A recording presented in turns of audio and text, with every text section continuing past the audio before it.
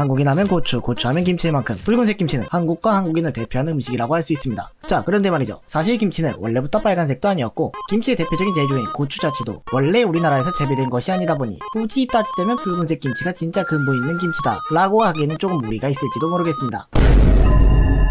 물론 그렇다고 해서 김치가 중국 거다라고 하는 건 아니지만요. 아니 그렇다면 고추가 없을 때 그 시대 김치는 대체 어떻게 생겨 먹었냐고요? 오늘은 이것에 답이 될 사진 속 부추김치와 관련된 이야기를 한번 해보도록 하겠습니다. 오늘날 김치의 먼저상인 절임 채소는 삼국시대 관련된 기록에서 처음 등장했습니다. 그때 당시 중국 기록에 따르면 당시 고구려는 김치와 같은 발효 음식을 잘 만들었다고 하며 삼국사기에서도 김치와 비슷한 발효 음식에 대한 기록을 찾아볼 수 있었다고 합니다. 그리고 이후 시간이 흘러 고려로 가서는 미나리, 죽수, 순무, 부추 등 뭔가 채소 느낌이 난다 싶은 거는 다 담가 먹은 게 아닌가 싶을 정도로 여러 채소를 담근 절임 음식이 등장했으며 14세기 조선 초에 들어와서는 김치와 이름이 비슷한 채소 절임인 짐채가 등장했습니다. 그리고 이 말이 시간이 지나면서 딤채, 짐채, 김채를 거쳐 김치로 바뀌게 되었다고 하고요. 하지만 아직까지도 오늘날 김치의 모습은 아직 찾아볼 수 없었으며 일반 서민들은 대부분 그냥 배추와 같은 채소를 소금물에 절여 먹고 그 중에 돈이 많거나 좀 더 자극적인 맛을 원한 이들은 절임 배추에 젓갈을 넣어 먹거나 특히나 매운맛을 원한 이들은 후추와 같은 향신료를 넣어 먹기도 하였습니다. 바로 위에서 얘기한 후추김치처럼 말이죠. 그렇다고 해도 아무리 시작이 반이라지만 우리가 김장할 때 배추만 절여넣고 김장을 다 했다고 하지는 않듯이 아직까지 이러한 절임 채소들을 김치라고 부르기엔 살짝 애매했습니다. 그러다 17세기 고추가 등장하면서 이 채소 절임은 오늘날 김치의 모습을 띠게 되죠. 과거 남미에서만 나던 고추는